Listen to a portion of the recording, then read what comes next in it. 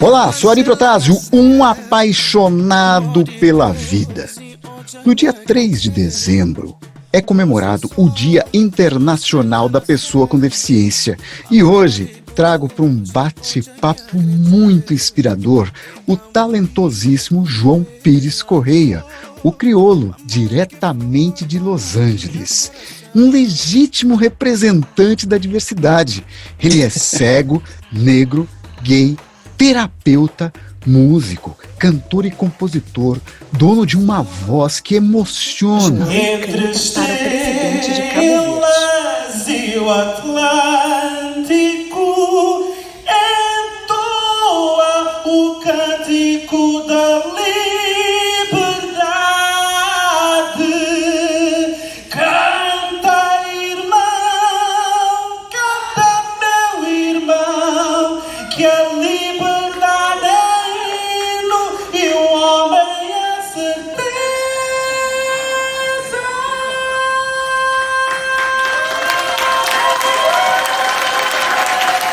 Através da sua história, João nos mostra que quando acreditamos verdadeiramente em nossos sonhos, somos capazes de realizá-los. Não se esqueça, hein? Deixe aí o seu like, compartilhe esse vídeo com seus amigos.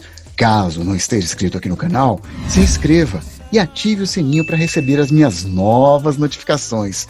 João, muitíssimo obrigado. É uma honra poder ter esse privilégio de estar conversando aqui com você. Eu é que agradeço muito esse convite especial. Desde que eu escutei sua voz pela primeira vez, eu senti essa magia. Você é o cara, né? E eu já assisti a alguns dos teus programas aqui pelo YouTube, né? Fantástico, cara. Obrigado, João. Obrigado. Vamos começar então. Eu vou fazer uma descrição. Sou um senhor de 53 anos, tenho pouco cabelo, quase careca. Meu cabelo ele é preto misturado já com uns branquinhos, né? O pessoal fala que é meio grisalho. Eu tenho olhos verdes, uso uma barba feita, minha barba já está bem grisalha, e uso uma camisa polo verde. Estou sentado aqui na técnica do meu estúdio. Eu sou o João Pires Correia, sou um senhor jovem de 41 anos, tenho cabelo curto, com as linhas bem feitas, com a barba também bem delineada, tenho o nariz assim meio achatado, sou de cor mulata, tenho os lábios grossos, tô de calça jeans com um blazer negro, uma camisa azul, tô em casa, sentado numa cadeira, por trás vê-se um sofá, tem ali um keyboard. Ok, maravilha. Mais ou menos. João, onde você nasceu? Eu nasci na República de Cabo Verde, um arquipélago de 10 ilhas, na costa ocidental africana, na Ilha do Fogo, uma ilha vulcânica. Ah, também, ok. né? Qual foi o motivo da sua cegueira? Um descolamento de retinas, mas quando eu nasci com catarata e glaucoma no olho esquerdo. Ah, tá. E aí fiquei com baixa visão no olho direito.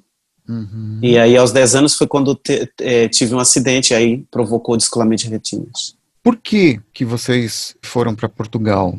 Podemos começar indo um pouquinho atrás. Cabo Verde não chove. Então, Cabo Verde é conhecido como o país da saudade. O pessoal tem que sair de Cabo Verde para procurar uma melhor vida. Meu pai já trabalhava lá em Portugal. Seu pai trabalhava com o que em Portugal? Ele primeiro começou trabalhando nas minas da Panasqueira, Tá. muito conhecido e tal. Depois, quando ele voltou a Cabo Verde e voltou para Portugal, lá ele começou a trabalhar na calçada, sabe? Colocando aquelas pedras no chão. Ele era calceteiro? Calceteiro, exatamente. Uhum. Ah, perfeito. Aí foi quando, né, quando eu nasci, tinha problema na vista, então aí tivemos essa oportunidade, eu e a minha mãe, de viajar a Portugal para tratamento dos olhos. Certo. Aí quando chegamos lá, se praticaram 2 cirurgias no olho esquerdo, mas aí já foi muito tarde, né? Você sabe, até que se descobrisse que o João tinha problemas nos olhos, entendeu? Entendi. Já foi um pouco tarde. Quando eu fiz as cirurgias e não conseguimos recuperar o olho esquerdo, eu fiquei com a baixa visão na vista direita. Tá. Em que cidade que vocês moravam? Primeiro em Lisboa, depois é que fomos morar nos arredores de Lisboa, numa cidade chamada Amadora. Uhum. Então moramos num bairro, que era o bairro 6 de Maio, na Damaia. Tá. E aí foi onde eu cresci. Aos 6 anos de idade você teve aí um trauma em sua vida, né, João? O meu trauma já começa talvez a partir dos 4, né? Que Tá. quando eu dei um beijinho numa menina, né? Que nós estávamos imitando na altura acho que era uma novela, que era o Baldarati, ou tinha Karine e André, qualquer coisa assim, não me lembro. Uma mistura aí, talvez até estou falando de 2 novelas, nem estou sabendo. Na minha inocência eu fui falar para minha mãe, olha, eu estava beijando, e a minha mãe estava lá com a mãe da menina, né? Ela caiu na porrada, né? Me bateu. E aí eu fiquei com essa impressão de que essas atenções afetivas era errado, né? Entendi. Então eu já cresci com essa vergonha. Aí aos 6 anos, a minha mãe, ela tem uma amiga que vai lhe visitar e ajudar nas coisas, né? Eu tive um segundo irmão, né? Sim. Parece que a minha mãe teve como uma depressão pós-parto. Então essa senhora ia muito lá em casa para ajudar a minha mãe. E a minha mãe, naquela ignorância, talvez ela me mandava para o quarto com o filho dessa senhora para a gente deixar os adultos conversarem, entendeu? E então é nesse momento que começa, digamos que a minha aventura sexual, não de vontade própria, né? Porque não sabia, ele era mais velho, e então é quando começa essa situação, aos 6 anos. Aos 10 anos, por conta de uma brincadeira entre colegas de escola, você veio perder aquele olho que você tinha baixa visão. O que aconteceu? Bom, eu era um menino muito irrequieto, cara. Eu estava na cadeira de balanço, né? Indo para frente e para trás, né? E aí tinha um rapaz e outra amiga, eles estavam numa cadeira de balanço ao lado. Aí eles resolveram rodopiar a cadeira deles, aí bateu em mim, e aí eu pulei e dei uma volta no ar, e quando vinha caindo, vim de cabeça, então bati com a parte de trás da cabeça nos ferros que suportam aquela estrutura do balanço, né? Do balanço, sim. Então aí provocou um traumatismo craniano, o que fez com que a minha vista ficasse debilitada, né? E o doutor falou, olha, agora você tem que ter muita calma, né? Porque senão vai acabar ficando cego. Dia 3 de janeiro de 1990, eu lembro como se fosse hoje, às 11h30, fomos para aula de ginásio. Esses 2 colegas outra vez estavam lá correndo atrás de nós, fazendo aquelas brincadeiras, né, de criança, correndo, tentando soterrar com os colchões, entendeu? Entendi. De ginásio. Aí eu fui virar para poder ver o que estava acontecendo, né, se eles estavam perto ou longe. Quando eu virei, foi nesse momento que o colchão veio e me raspou nos olhos. Aí eu caí e pronto, aí fez esse descolamento de retinas. Esse foi uma quarta-feira, e aí começou, tinha uma formiguinha, sabe, que ia crescendo no meu olho. Sim. E eu esfregando aquilo, com medo, entrando em pânico, cara, porque eu tô vendo aquilo crescendo e não saía. E eu lembro que no domingo, eu ainda não tinha falado nada para minha mãe. Por quê? Porque os africanos, qualquer coisa que você faça na escola, que eles não entendam e pensem que é mal, ele já caiu na porrada, entendeu? E então você estava enxergando ainda nesse momento? Já estava se perdendo. Você ainda via alguma coisa? Aquela formiga foi aumentando.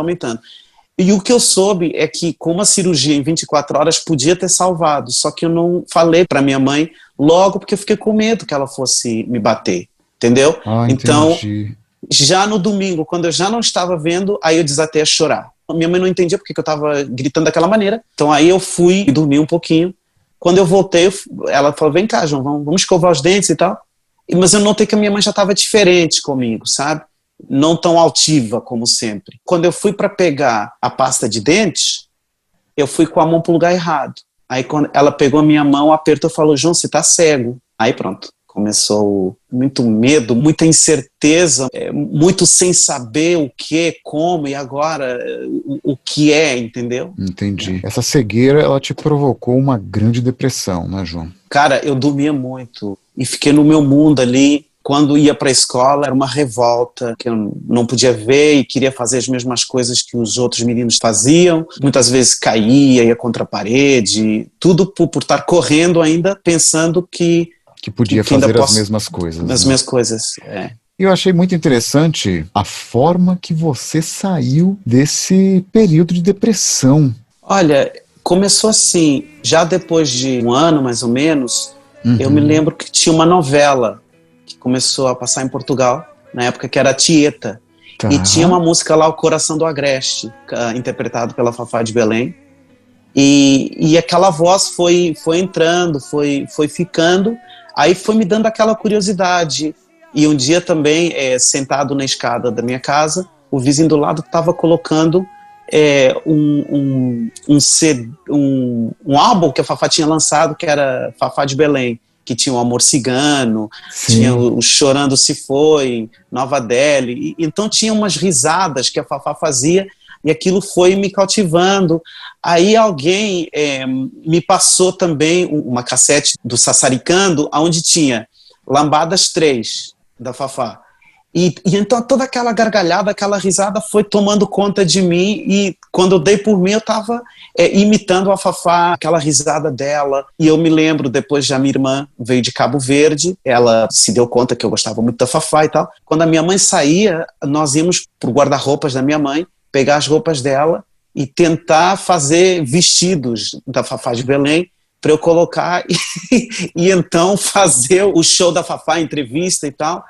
E sem saber que isso, no fundo, estava também a minha parte sexual, definindo um pouco. Então tudo aquilo ali começou a criar esse artista, cantando, dançando. Meu grande sonho um dia é conhecer a Fafá e agradecer que ela, mesmo não sabendo, indiretamente ela acabou trazendo uma luz muito grande para a minha vida. Eu devo muito à Fafá. João, quando e onde você se apresentou pela primeira vez como cantor? Eu cantei aos 4 anos, numa festa de Natal, no Centro Social, bairro 6 de Maio.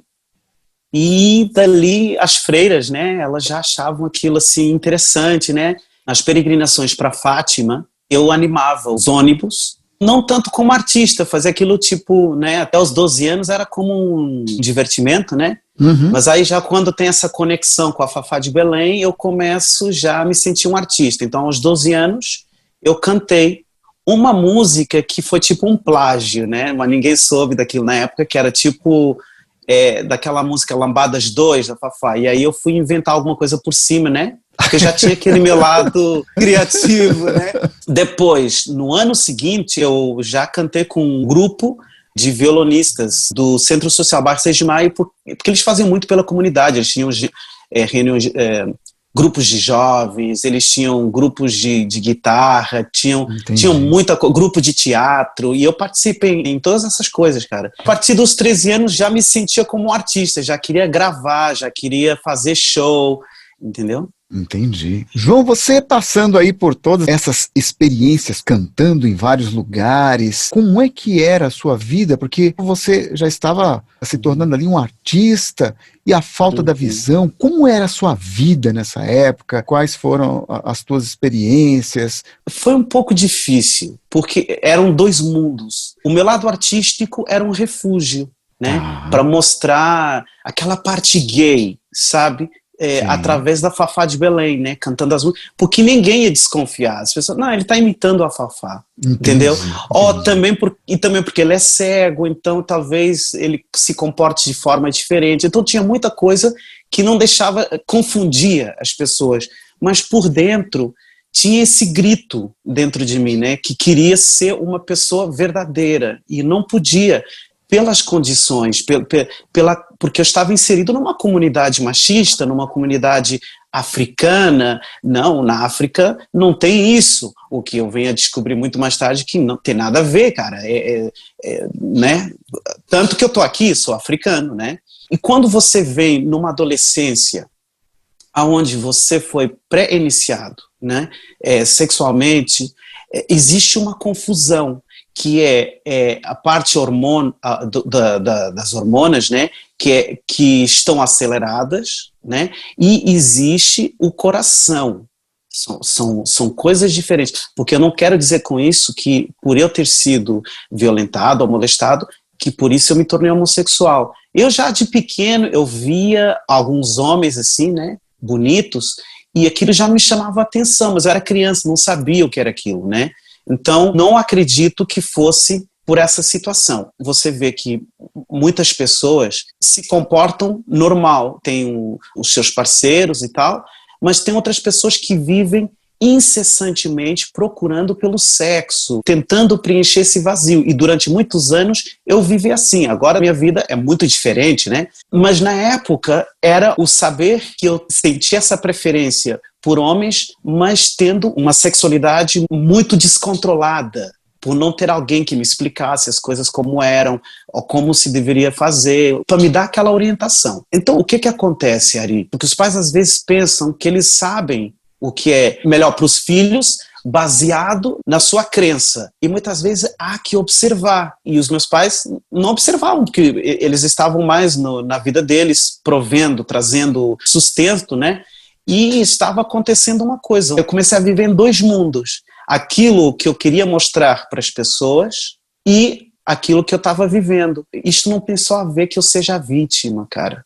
Isto tem a ver de uma falta de tratamento da sociedade com relação ao que é violentado e o que estupra, né? Eu hoje estou aqui promovendo esta energia da compaixão, que não é punindo o violador e não é discriminando quem foi violado, é descobrir a melhor forma de tratar a sociedade, porque a sociedade fica doente, é como você que está aí nos ouvindo, todo mundo, se nós não cuidamos do nosso corpo, ele começa a adoecer, ele começa a criar dificuldade. Então isso também acontece nas nossas ações. Se nós não somos pessoas que cuidamos da nossa parte íntegra, da nossa energia, do nosso léxico, da nossa cultura, tudo isso começa a se deturpar, a criar dificuldade, entendeu? No meu caso foi o sexo, né? Mas tem pessoas que não sabem falar, tem pessoas que não sabem estar, e isto tudo é um ciclo. Se eu não tivesse encontrado esses anjos na minha vida para fazer essa mudança,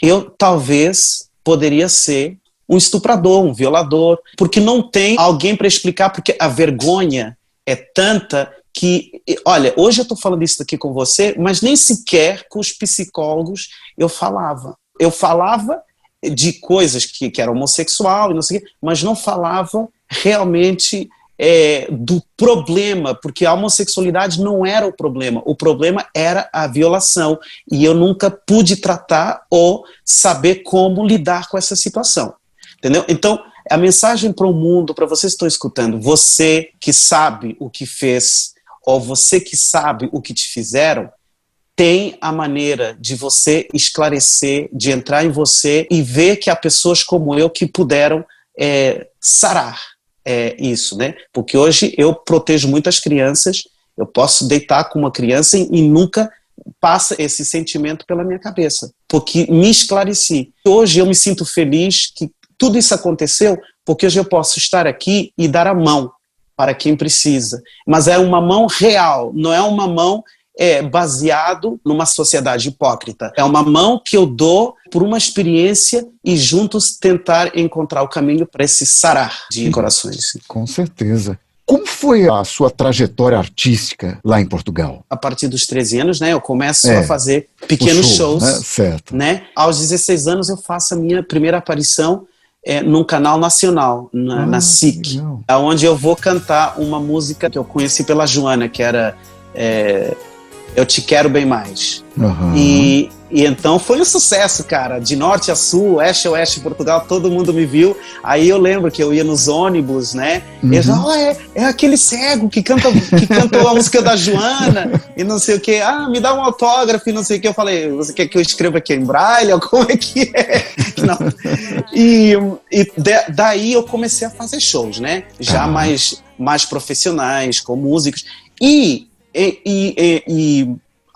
aos meus 18 anos eu venho a conhecer a galera da RDP África. Eu fiquei muito contente que finalmente havia uma rádio que tocava especificamente música africana, cara, e nós nos sentimos mais incluídos, né, na sociedade em Lisboa, né? E aí foi quando eu fui uma vez num programa lá com a Fernanda Almeida, ver como é que fazia. O pessoal da RDP África então vem dar essa força, eles realmente me fizeram acreditar. E aí foi quando eu conheci o Guilherme Galiano, que se tornou meu padrinho de crisma, e daí eles me apresentaram o Paulino Vieira, que é um grande compositor da música cabo-verdiana. Nos anos 80, o Paulino traz uma nova era para a música cabo-verdiana. Ele renovou com as guitarras, tipo, introduzindo meio que o rock, a guitarra distorcionada nas mornas, né, e coladeiras. Então, todo mundo em Cabo Verde tem que cantar músicas do Paulinho Vieira. E o Paulinho Vieira é uma pessoa tão humilde, tão simples, que quando ele me conheceu, ele me abraçou, ele me ensinou tantas coisas. Ele começou a me dar esse primeiro contato com a natureza e me fazendo acreditar muito em mim como artista. Então eu falei, pô, se ele é um dos expoentes máximos da música crioula, então eu tô certo. Eu já me sentia grande, eu já começava a tocar com músicos profissionais. O que motivou a sua vinda para os Estados Unidos? Primeiro, o meu tio já morava aqui, né, desde os anos 80, Sim. E ele fez a petição para o meu pai. Em 1999, veio toda a família para Boston. Quando eu cheguei nos Estados Unidos, foi muito difícil. Na época, eu só falava crioulo, português, francês e tinha alguma noção do alemão. Aqui aprendi a falar o inglês e o castelhano. Então foi bem complicado. Foi complicado porque um cego precisa que lhe explique tintim por tintim tudo, porque não lemos a linguagem corporal, né? Sim. Eu tive muita depressão. Rapaz, imagine trazer uma sexualidade diferente e depois ser cego. E você sabe que todas essas coisas requerem um pouco de atenção. E a comunidade onde eu estava inserida, que era a minha comunidade, a Ilha do Fogo, os cabo-verdianos não se misturam muito com os americanos. A mentalidade deles era de 1940, 1950, 60. Então, a minha vida ficou muito difícil lidar com tudo isso. E foi então que comecei a ter mais instintos suicidas, cara. De chegar ao desespero, de perder essa conexão com a vida, porque era tanta coisa, e depois a religião te rebate o quanto você não é digno aos olhos de Deus. Existem tribos na África, na Guiné-Bissau, por exemplo, se a criança nasce cega, jogam no rio. Ainda hoje, entendeu? Isso? Então, quer dizer, imagine eu morando num lugar onde a mentalidade é tão retrógrada. Então eu achava que eu era errado mesmo. Eu sou cego, sou gay, sou preto. O que eu estou fazendo aqui? E depois eu não consigo mudar nada disso, né? Foi aí que eu conheci uma psicóloga que começou a me falar das coisas, dos grupos que eu podia pertencer. E aí foi quando eu conheço o Instituto de Saúde Latina de Boston, que é onde eu consigo um psicólogo que é gay também. E aí eu começo a descobrir um novo mundo, um monte de gente que era como eu, pessoas diversificadas. Então, aí eu começo a me enquadrar, me achar. E essas pessoas começaram a adorar a minha música, o meu jeito de ser. Eu fui começando a sentir essa luz, né? E até aí eu começo a trabalhar também como ativista gay, né? Mas ainda meio que no armário para a minha comunidade. Porque até hoje, eu acho que com uma das últimas entrevistas que eu fiz na RDP África, diretamente para a minha comunidade, ainda estava nervoso, Ari. Porque uma coisa é a gente falar para o mundo que não nos conhece, que não nos conhecem, mas falar de volta para uma comunidade que eu me escondi tanto e menti e vivi uma vida que não era a minha. Voltar para lá é preciso ter mas muita coragem. Aí então nessa comunidade hispânica eu começo então a trabalhar como ativista e a cantar também. E aí é quando eu conheço uma menina que estava estudando psicologia na área da comunidade LGBT, e aí foi quando ela me falou em 2002 da Califórnia, o quanto a Califórnia tem melhores condições para as pessoas deficientes e a comunidade LGBT é ampla e bastante avançada. Eu começo a fazer uma palestra, eu colocava todo mundo com vendas e elas ficavam por 1h30 sentindo o que é ser cego, e depois eles compartilhavam como era sentir isso, e eu falava sobre a minha vida. O Instituto de Saúde Latina já foi me ajudando a ir para vários estados da União Americana a fazer esse trabalho. E uma coisa que eu me orgulho muito, várias pessoas já me ligaram e me disseram que através dessas palestras encontraram os seus parceiros e parceiras. Eu falei, poxa, Tá interessante, porque só eu que ainda não encontrei esse parceiro definitivo. E aí eu vinha para a Califórnia a convite dessa estudante de psicologia, que depois se tornou doutora, professora na Universidade de San Diego. Então ela me convidava para vir fazer essa palestra e eles me pagavam e tudo, muito legal. Então aí eu era palestrante, cantava nas diferentes comunidades, na cabo-verdiana, cheguei também na brasileira, nos hispânicos. Em 2007 é quando eu venho morar definitivamente na Califórnia, e o mais interessante é que eu fiquei de cama vários dias por conta dos medicamentos que eram muito pesados. Então quando eu cheguei aqui, o clima é bom, tem muito sol, aí eu já não precisava mais desses medicamentos. Algo aconteceu e eu já não, a depressão já não me levava para os instintos suicidas. E entendeu? você foi morar onde na Califórnia? Eu fui morar na casa de uns mexicanos, né, que me abriram as suas portas, e agradeço muito até hoje. Uma pessoa que morava aí se apaixonou por mim, e aí eu fiquei com medo lá do esposo querer cortar minha cabeça. Sabe que os mexicanos adoram cortar cabeças. Aí o medo tal, aí eu tive que ir morar na rua uns tempos até conseguir descobrir um lugar para viver. Quer dizer que você fugiu de uma mulher, é isso? É. Você preferiu morar na rua? Não, mas peraí, não, eu não fugi. Bom, também fugi da mulher, mas ao mesmo tempo, Ari... Preservou a sua vida. Não, porque os hispânicos, eles são muito concentrados no que é deles, eles são muito machistas, né? Então, imagina. Por conta disso, você acabou indo morar na rua. Exatamente. João, eu imagino que morar na rua, para uma pessoa cega, eu acho que isso é bem mais complicado. Como é que foi essa tua experiência, João? Nós cegos somos muito chatinhos, a verdade seja dita. Nós somos uma comunidade muito sistemática. Então imagina, viver na rua, não poder descansar a hora que eu quero, aquele sol abrasador da Califórnia, comer o que te dão, entendeu?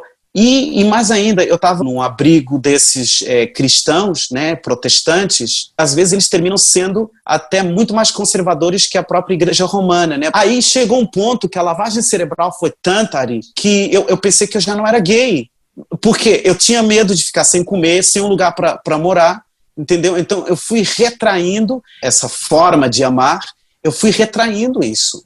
Entendi. Entendeu? Eu sempre ia nas orgias. Mais fácil chegar lá, tirar a roupa e ter relações sexuais que tirar a minha roupa e tomar banho com muita gente desconhecida, porque era um momento onde eu não tinha a minha própria privacidade, entendeu? Era um momento que... E eu chorava muito, né, com aquelas pessoas morando na rua, cara. Eu mesmo, tomando banho, cara, eu cheirava miséria. Era uma coisa muito... Foi muito doloroso, cara. Eu lembro que às vezes eu andava na rua, passava na casa das pessoas que estavam cozinhando, fazendo churrasco na rua, né? E às vezes eu parava ali, e às vezes eles falavam assim, você quer um pouquinho? Não é tipo um conto que eu estou aqui fazendo sobre a minha vida. Todas estas coisas realmente foram muito significativas e me fizeram uma pessoa mais compreensiva. Como é que você conseguiu sair da rua? Uma amiga, ela conseguiu encontrar um lugar para eu morar. Até tivemos que mentir, né? Dizer que a gente já tinha mandado os papéis e, na verdade, nunca mandamos papéis. Então, eles, com medo das leis e não sei o quê, acabaram me colocando lá numa vaga e finalmente consegui encontrar um apartamento. E essa mesma pessoa também me ajudou a procurar produtores, músicos. Então, foi quando eu começo a trabalhar com o pessoal aqui em Hollywood. Em 2008 você começou uma nova etapa na sua vida. Como empresário, eu queria que você contasse um pouco dessa tua experiência. Como é que foi isso? Houve um tempo que os bate-papos deixaram de ter monitoramento. Eu fui procurar nos hispânicos algum lugar onde eu pudesse levar esse povo que me acompanhava, porque eu cantava no telefone, muita gente gostava, cara. E aí descobri um lugar e descobri que se fazia dinheiro. Você tinha a sua própria sala, você podia controlar.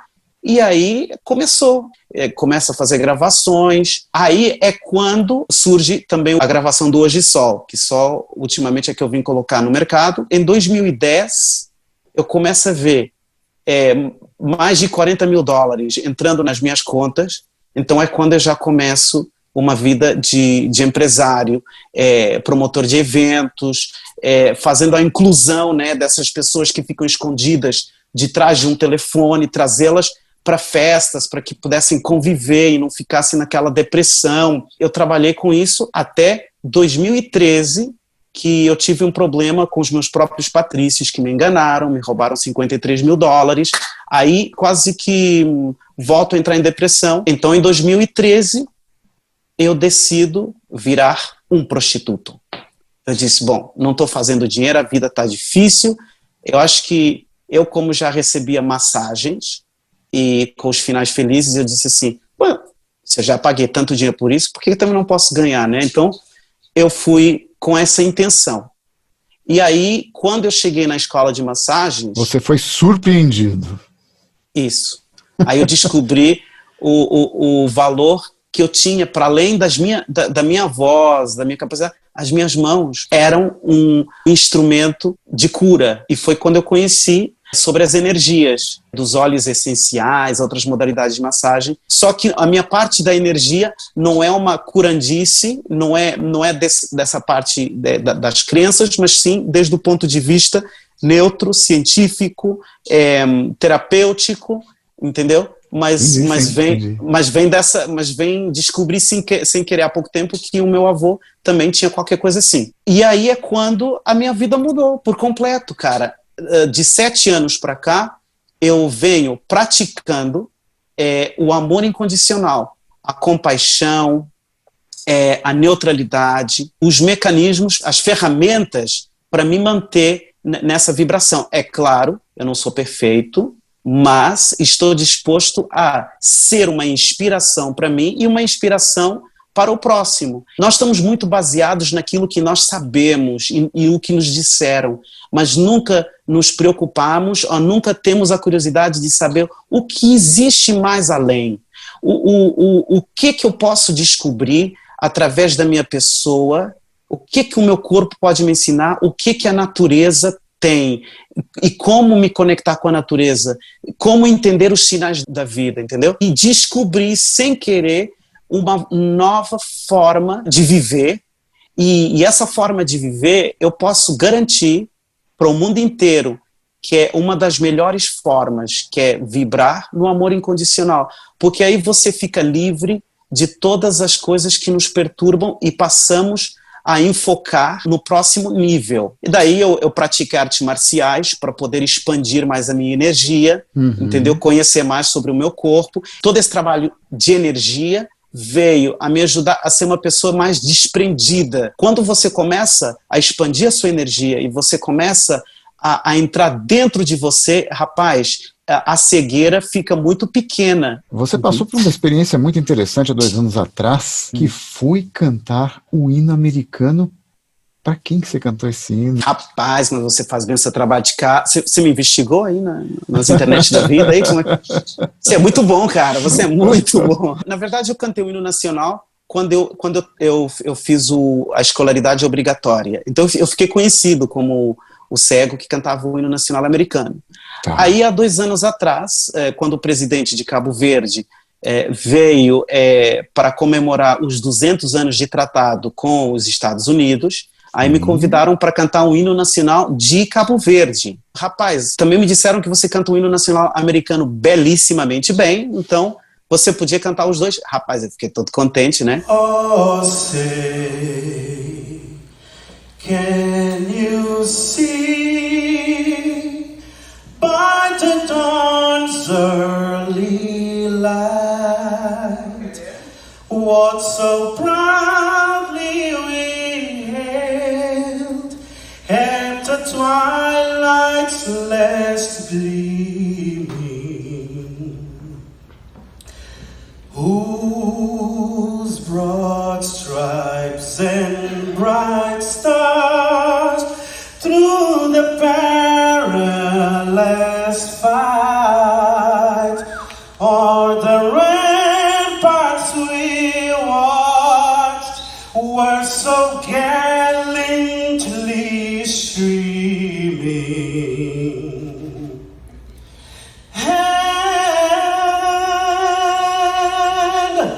And the rockets rattling, their bombs bursting in the air,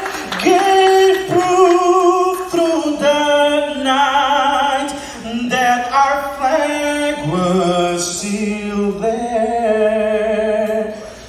Oh, say does that star-spangled banner yet wave o'er the land of the free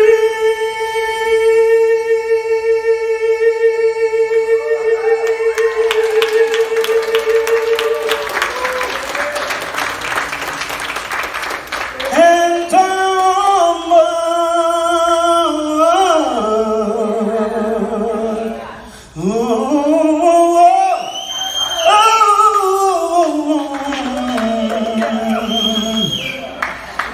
the brave.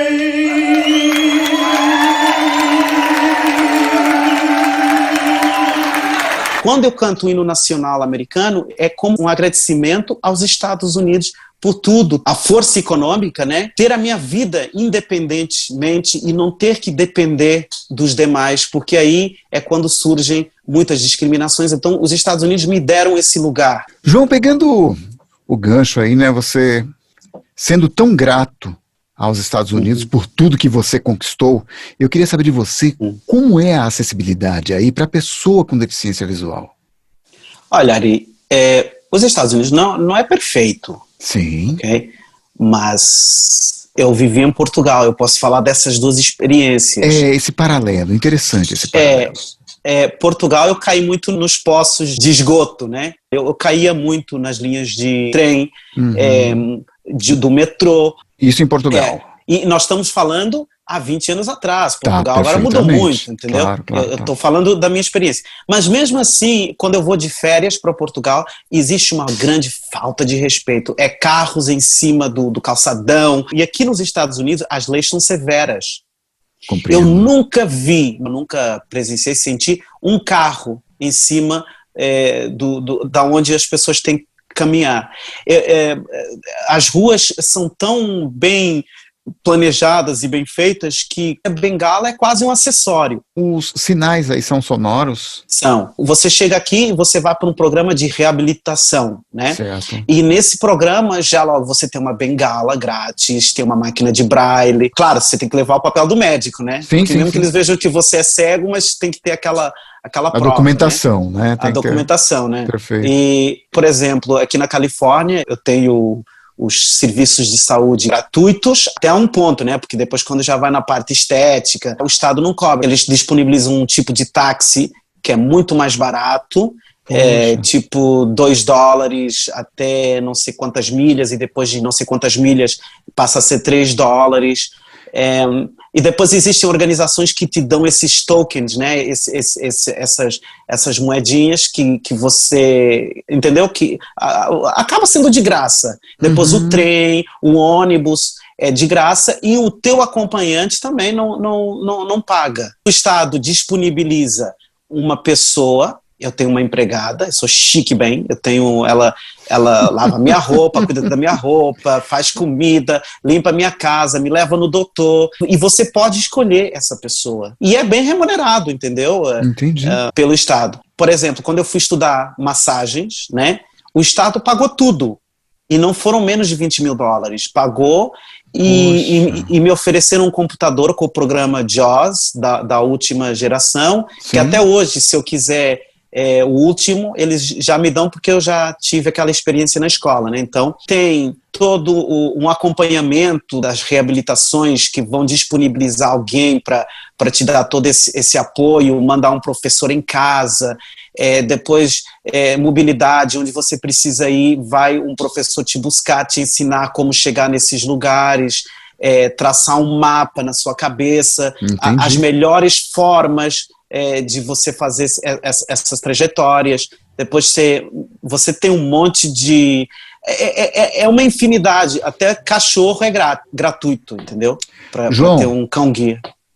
João, e os estabelecimentos? Por exemplo, os restaurantes, eles têm cardápios em braille? Tem uns cardápios em braille. Realmente no avião, o primeiro mundo, né, rapaz? no avião eles te dão o livro lá com que tem todas as... Eu nunca leio, né, cara, porque eu sou muito preguiçoso, eu prefiro perguntar. Perfeito. Mas tá lá, né? Se você quiser, tá lá. Tá lá tudo. E as pessoas são muito profissionais e amáveis quando vem uma pessoa deficiente, buscam alguém para te ajudar a fazer as compras, tudo, trazer até aqui fora no táxi. Entendi. É um outro mundo, cara. Tanto quando eu vou para Portugal, rapaz, você volta no tempo. Eu compreendo. Porque tem muita coisa ainda que precisa ser feita, que aqui, por exemplo, essa coisa, essa energia que carregam nos países latinos da pena pelo cego, aqui não existe, aqui é uma inspiração. Às vezes eu ando na rua e as pessoas se aproximam, cara, eu posso te falar um negócio? Opa, você é uma inspiração. Às vezes o meu dia tá tão triste e eu tô vendo você aí com a sua bengala andando assim. Tranquilo, né? Tranquilo. Pra mim, você é uma inspiração, cara. Entendeu? Aqui, por exemplo, eu não sei se funciona assim no Brasil, né?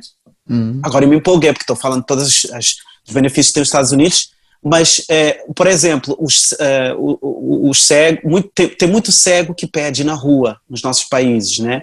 E aqui não tem. E os cegos que trabalham no metrô, né, nos vários pontos da cidade, cantando, fazendo coreografia, o que seja que eles estão fazendo, o governo, você tem que tirar uma licença para você ter essa dignidade de trabalhar na sua arte, pode ser na porta do metro, aonde for, entendeu? Entendi. Então, é diferente quando você vê aquele monte de cegos em Lisboa pedindo uma desorganização, então não existe aquele respeito pelaquilo que... Porque aqui na América é um país capitalista, tudo que você puder fazer e que produz dinheiro, o Estado apoia, porque é dinheiro que vem para o governo, entendeu? Por falar nisso, João, você recebe algum tipo de ajuda compensatória do governo americano? Recebo. Só estou esperando hoje só fazer uns milhões aí para eu sair, mas ainda recebo. São $1.000 e pico, 1.050, algo assim. E depois e mais essa ajuda que dão para a pessoa te ajudar em casa. Toda essa estrutura. E, por exemplo, eu tenho um negócio que eu coloco no carro da pessoa, uma placa, e o carro pode parar nos lugares que estão designados para os deficientes. Tanta coisa, cara. Essa ajuda que você recebe, se você tem um outro trabalho, essa ajuda ela continua sendo... Você pode fazer até $1.100. Passando daí, eles cortam, né? Você pode ganhar até 1.100. Depois dali cortam. Agora, uma coisa que temos que ver os Estados Unidos é um pouco diferente da Europa, porque na Europa você recebe uma pensão, mas pode trabalhar. Aqui, os Estados Unidos acredita que uma vez que você pode trabalhar, você não precisa da ajuda do governo, você tem que deixar para quem precisa. E uma coisa trabalhar, né? E uma coisa, é um estado de pobreza, o que eu vivo. Só que o estado de pobreza daqui é um estado de luxo para muitos países, mas eu sou pobre. Entendi. Neste momento. Por exemplo, eu moro num apartamento que ele tem conexão com o governo, né, com o programa do governo, onde eu só pago 30% daquilo que eu ganho, entendeu? Entendi. Então, porque Los Angeles, meu filho, uma cidade cara, apartamento, né? um apartamento de um quarto tá para lá de $1.600, entendeu? De aluguel, então, né? De aluguel, exatamente. Então, não digamos que eles ajudam quando você vai, olha, por exemplo, agora vê esse negócio do corona, né? O coronavírus, olha, e o Estado deram-nos $1.200 para todo mundo que não faz mais de $70 mil por ano, e também nos deram porque também recebemos, para além desses 1.050, recebemos um cartãozinho com uma X quantidade para comprar comida. E agora, com isso do coronavírus, eles disponibilizam, eu estava recebendo tipo uns $80 a mais, né? E agora, com o corona, o governo está dando quase $300 Para quê? Para que a pessoa não tenha que ir no supermercado o tempo inteiro e fique resguardada em casa. Compreendo. E aí, João, você sofre algum tipo de preconceito? Não. Não. Nos Estados Unidos, não. Não. E olha, essa palavra é uma palavra perigosa, né? Porque, sim, eu já sofri preconceito, mas não por americanos. Uma vez eu fui nos Correios, eu fui sozinho. Mas é porque a Califórnia já tem essa fama, não é todos os estados, mas a Califórnia tem essa fama de que todo deficiente já tem alguém para ajudar. Então, quando eu fui lá, a senhora falou... Sozinho, sim, exato. Quando eu fui lá, a senhora falou, você tem que trazer uma pessoa para te ajudar. Eu falei, isso é discriminação. Aí quando eu falei isso, o gerente, né, ele pulou lá de onde estava assim, what, discrimination, what you talking about? Discriminação, o que você falou aí?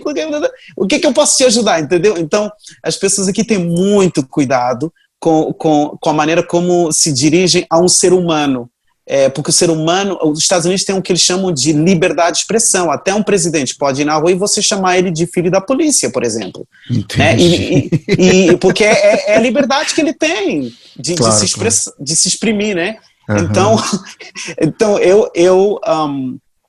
Então eles nos ajudam em todos os aspectos. Mas eu gosto de ir nos lugares onde me colocam em desafio, que era o que foi que aconteceu com artes marciais e também com a minha professora de energia. Eles fugiram completamente às regras e eu nunca fui uma má pessoa para tentar denunciá-los, mas não, porque eu queria aprender mais. Então, sim. É o que eu incito aos deficientes, não se faça de vítima, deixe que a pessoa com menos aptidões, segundo o seu julgo, te mostre o que ela pode te oferecer.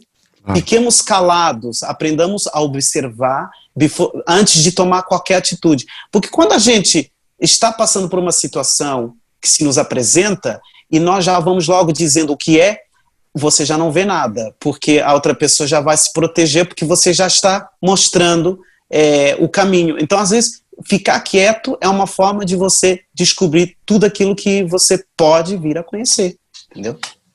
E atualmente, João, qual que é o seu grande sonho?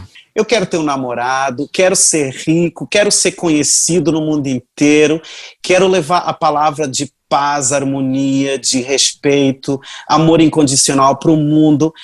Quero fazê-lo através das experiências que eu tive e que tenho com a vida, através da arte. Por exemplo, agora tem o meu lançamento que eu fiz aí, o Hoje Sol, um single. Sol, né? Bela canção, hein? E vindo de você, eu fico lisonjeado. Mas é uma bela canção mesmo. Aproveito para fazer publicidade, né? Se você puder acessar, você pode colocar no Google, em qualquer lugar, é só colocar hoje com I e a palavra sol. Sol que brilha lá no céu. Mais de 150 plataformas onde você pode... conhecer as três versões, né? Conhecer as três versões. Porque inicialmente ele foi gravado com... era só um sambinha, né? Mas aí o meu produtor falou, como você é um cara muito eclético e você vai pra balada, você dança, você isso e aquilo, vamos fazer versões diferentes para diferentes gostos, né? Então, é um single com 3 versões, um remix eletrônico e um remix reggaeton. E se você me der licença também, explicar mais ou menos, é uma canção em crioulo, de Cabo Verde. Eu compus essa canção aos 15 anos de idade, a letra e música compartilhada com o Quintino Forte, e é uma música que diz, quando eu fiz essa música, eu estava pensando nesse príncipe azul que viria montado num cavalo branco para me resgatar de uma solidão imensa. E fazendo assim uma tradução rápida, hoje o sol brilha lá no céu, porque hoje descubro o significado do amor. É tão bonito o que eu sinto, pois tu és a flor dona do meu coração. Tu és quem me dá sentido à minha vida, tu és quem moves as minhas emoções, tu és quem cuida as minhas feridas, pois tu és a flor dona do meu coração. É uma música simples, mas que contém essa força dos ritmos da natureza, a mistura África, Portugal, Cabo Verde, Brasil, né? Cuba. Tá tudo assim numa só música. Você pode me encontrar na internet através do João Pires Correia, o Criolo. Você vai acessar o meu Instagram, o YouTube, o Facebook. Então, espero por vocês lá para novas novidades, né? E qual é a mensagem que você deixa para as pessoas que te ouviram até aqui? Seja feliz, seja você, acredite na sua força interna, que isso é o que vai fazer com que você descubra a sua capacidade e o qual é importante e o prazer que você pode ter de pertencer também e não fazer parte de uma discriminação de um grupo não, você é você e você tem esse poder desde que você acredite em você. E eu acredito nisso, no amor incondicional. A gente, tendo o amor incondicional, a gente vai saber exatamente o que fazer com o próximo e conosco. Então, paz e amor e harmonia é o que eu quero para mim e para o mundo. Gratidão por esse nosso papo tão inspirador, por essa sua generosidade de vir conversar comigo. Realmente foi muito, muito bom mesmo. Tenho certeza disso. Muito grato, viu, João? Muito grato mesmo. Olha, eu tenho que te dizer muito obrigado por essa oportunidade. Meu sonho sempre foi querer chegar no Brasil e estou chegando. Eu quero agradecer muito ao Raí Souza, que me apresentou um compositor, o Jobson Clemente, depois o Domingos Sávio, e aí cheguei até você. E também agradecer ao Fábio de São Paulo, todas essas pessoas que estão fazendo um trabalho magnífico para expor a minha vida e expor a minha música. Então, um profundo agradecimento ao Brasil e a você, Ari, e que continue esse belo caminho, esse trabalho maravilhoso que você faz, que eu fiquei muito cativado, né, pelo que você faz. Então, um bem-aja. Acredite, você pode. Que tal ser feliz? Adquira meu livro, Acredite Você Pode. Vendas, livro impresso e audiolivro, WhatsApp, 11 9 8478 5565. Livro impresso, Livrarias Curitiba, Shopping Metrô Tucuruvi, São Paulo e Vale Sul Shopping, São José dos Campos, São Paulo. Espaço Cultural Alberico Rodrigues, Praça Benedito Calixto, 159, São Paulo. E-book na Amazon, www.amazon.com.br.